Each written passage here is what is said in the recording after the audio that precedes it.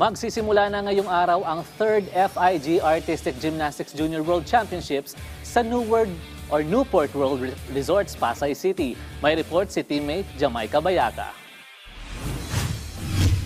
Magtitipon ang susunod na henerasyon ng gymnastic stars sa 5 araw na kompetisyon sa Pilipinas mula November 20 hanggang 24 na suportado ng Office of the President, Philippine Sports Commission at PAGCOR. Isang masigla at makulay na opening ceremony ang masasaksihan ngayong Webes sa pagsisimula ng ikatlong edisyon ng FIG Artistic Gymnastics Junior World Championships. Ang Aktor at Gymnastic Association of the Philippines member Direk Ramsey ang magiging host ng programa na magpapakilala sa 74 na bansa at mahigit 800 kalahok na sasabak sa international stage. Magtatampok din ang show sa pag-awit na Ernel Pineda ng theme song na Going for Gold. Ayon kay GAP President Cynthia Carrion, ito ang kauna-unahang pinakamalaking international gymnastics event sa Pilipinas at iniimbitahan niya ang publiko na suportahan ito. It's so nice that it's in the Philippines because then we can carry our athletes. And you would be able to experience. I like the Filipino people to experience somebody who wins the gold medal.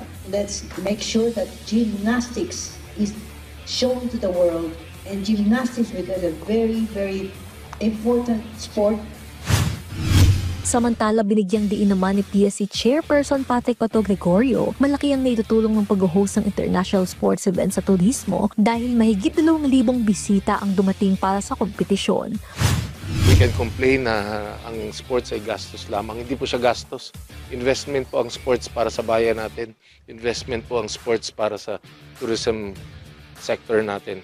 At we can really showcase the beauty of this country.